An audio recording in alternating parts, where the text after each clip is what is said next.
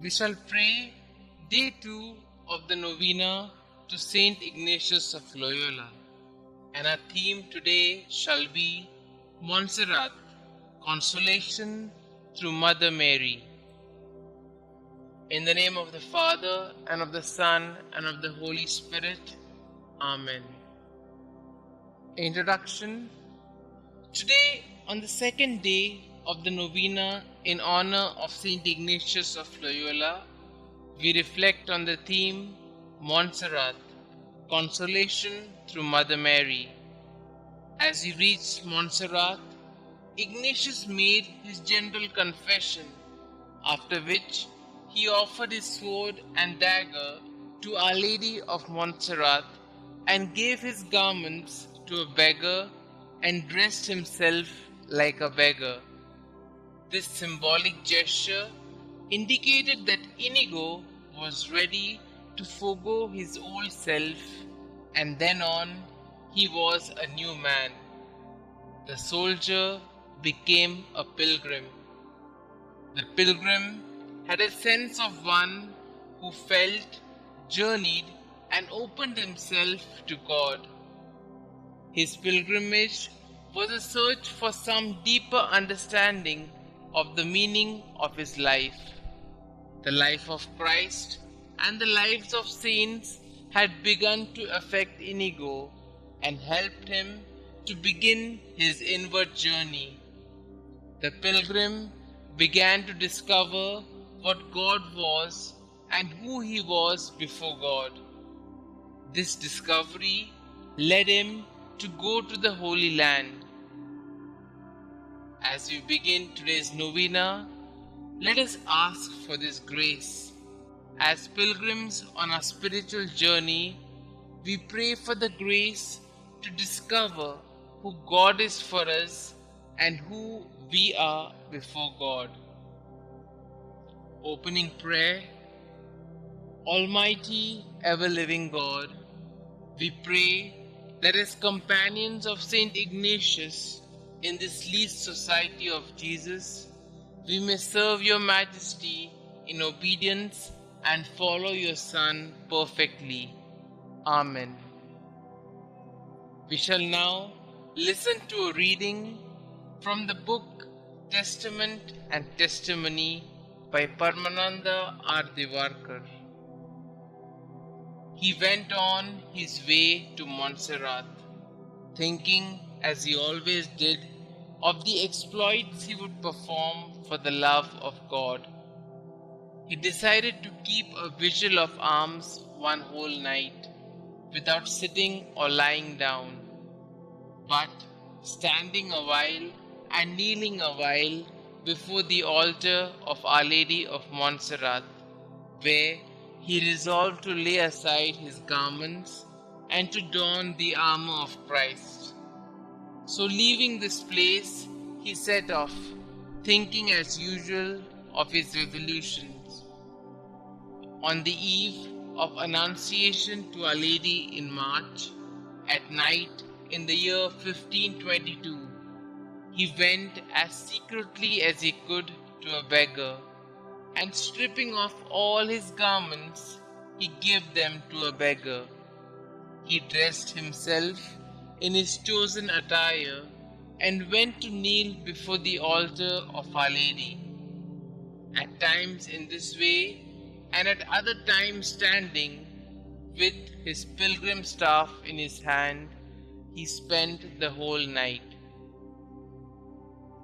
As we have listened to this reading, let us spend a few moments reflecting on how Ignatius was able to experience this change, how Ignatius was able to put on the armor of Christ and become a soldier who did everything what Christ commanded him to.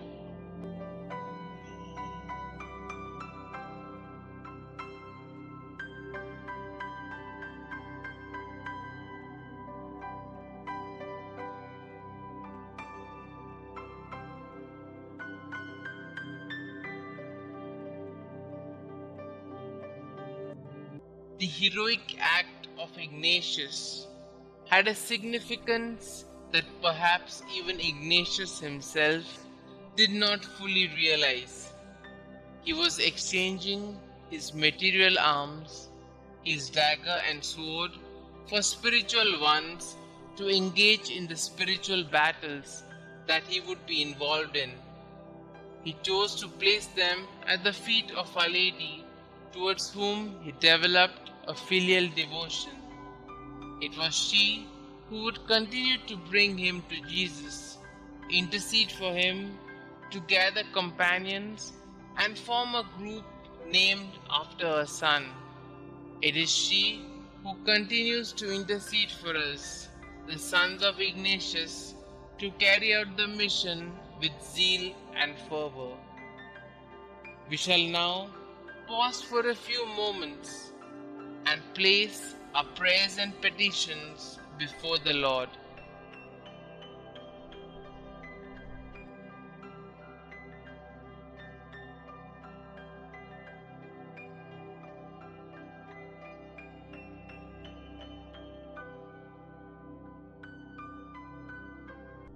Our response shall be, Holy Mother, pray for us sinners.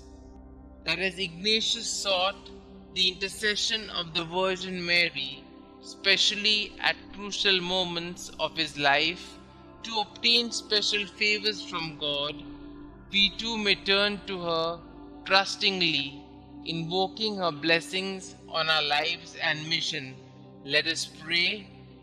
Holy Mother, pray for us sinners, that by surrendering to the Lord our swords of whatever type or design, the weapons we use to cause division, disgrace, and disparities, we may, without being defensive, safeguard peace, love, and joy in our communities.